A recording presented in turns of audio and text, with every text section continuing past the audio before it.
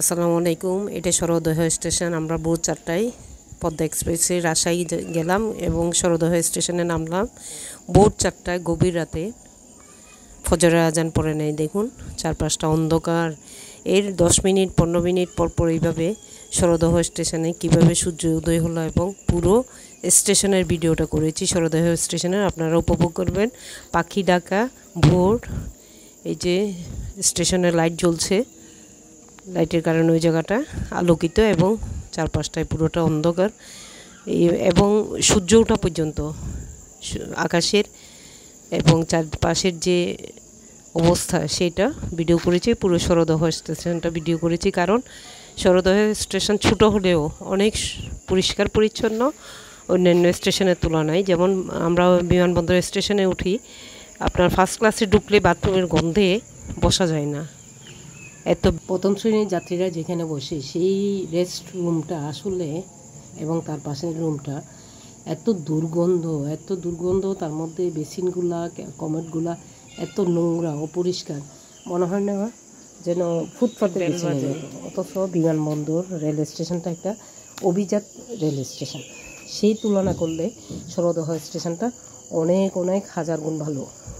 সেই জন্য ভিডিওটা করেছি, কারণ পরিষ্কার পরিচ্ছন্ন এই সরোদয়। কিন্তু সরোদয় স্টেশনে গেলে ওখানে হ্যান্ড ওয়াশ করার জন্য আলাদা সোপ রেখেছে, আপনার এমনি বেসিনের উপর আলাদা সোপ রেখেছে, কিন্তু বাথরুমে ঢোকার আলাদা স্যান্ডেল আছে এবং বাথরুমটাও সুন্দর পরিষ্কার পরিচ্ছন্ন এত, আর বসার জায়গাটাও অনেক সুন্দর। কিন্তু উপরে সিলিংটা অনেক বছর হওয়াতে সিলিংটা একটু নোনাটে হয়ে গেছে, রং টং ঝরে পড়ে যাচ্ছে। দেখবেন সরোদয় স্টেশনটা আমি পুরোটাই ক্ষণে সময় বাদ দিয়ে আপনাদের জন্য ভিডিও করেছি। ভিডিওটা হয়তো লম্বা হয়ে গিয়েছে, কিন্তু আপনারা উপভোগ করলে ভালোই লাগবে এবং আমার চ্যানেলটা সাবস্ক্রাইব করবেন, ভিডিওটা অবশ্যই দেখবেন। পাখি ডাকা ভোর, আমরা কখনো ভোরে উঠে বাইরে যাই না, কিন্তু আমরা এই সময়ের কারণে যে ভোরেও আমাদেরকে ছুটতে হয়। প্যারেন্টস ডেতে গেলাম রাজশাহী ক্যাডেট কলেজে এবং রাজশাহী সরোদয় স্টেশনে নামলাম, তার চারপাশটা এবং সরোদয় স্টেশনটা পুরোটা ভিডিও করেছি। আপনারা দেখবেন এবং উপভোগ করবেন। আপনাদের জন্য শেয়ার করলাম ভিডিওটা।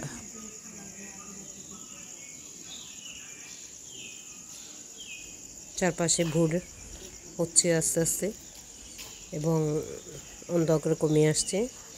এটা আপনার মানে সকালেও অন্ধকারের ভিডিওটা করেছি, সূর্য ওঠার ভিডিওটা করেছি এবং চারপাশ যে আলোকিত হয়েছে সকালবেলা সেটা মানে 6টা 6:30 পর্যন্ত ভিডিওটা করেছি। এরপর বিকালে আবার যখন ফিরে আসছি তখন বিকালের ভিডিওটা করেছি। চারপাশটা আসলে অনেক সুন্দর, গাছের ছায়া, পাখি ডাকা, যেমন এই কোকিল বলেন, কাক বলেন, বিভিন্ন জাতের পাখি বলেন, পাখির শব্দ, পাখির ডাক আমরা কান পেতে শুনেছি, ভালোই লেগেছে। আপনারা উপভোগ করতে পারবেন। সুন্দর একটা ভিডিও দিয়েছি আপনাদের জন্য, ভিডিও শেয়ার করেছি, দেখবেন। এটা ভোরবেলা, ভোরে তখন অন্ধকার 4টার দিকে, তখনও সকাল হয়নি, ফজরের আজান দেয়নি। এই অন্ধকারের মধ্যে এই যে সরোদয় স্টেশনটা কেমন চারপাশটা অন্ধকারে ভরে ডেকে আছে। এরপরেই যে কি আস্তে আস্তে ভোর হচ্ছে, সূর্য উঠছে, এগুলোও ধারণ করেছি। সবচেয়ে বেশি চমৎকার লেগেছে পাখির ডাকগুলা, পাখির শব্দ, পাখির গান এখানে গেলেই শুনতে পাই। একদম আপনারা উপভোগ করতে পারবেন। এত সুন্দর একটা ভিডিও হয়েছে, ভিডিও শেয়ার করলাম আপনাদের জন্য। বিকালের এই জায়গার বিকালের ভিডিওটাও একসাথে করেছি এবং ওই যে দেখুন আস্তে আস্তে ভোর হচ্ছে এবং সূর্য উঠতেছে।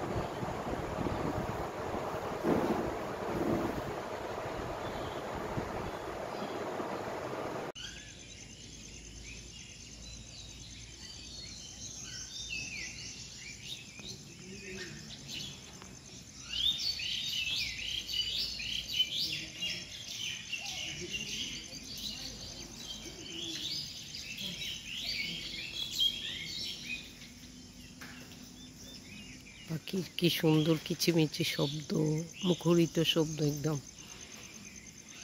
এত কানে আসলে এত মধুর লাগে। সেই ভোরের অন্ধকার থেকে পাখিরা কিচিরমিচি করে ডাকছে। এত পাখি, আল্লাহ, সব ধরনের পাখি আছে এখানে, দেখলাম গাছে সবগুলোর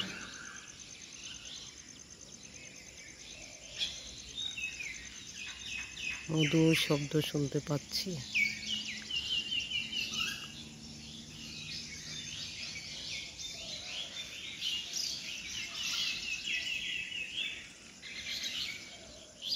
এই যে সূর্য উদয়, কি সুন্দর করে সূর্য উদয় হচ্ছে, ভোরের সূর্য, সেটাই ভিডিও করলাম আজকে।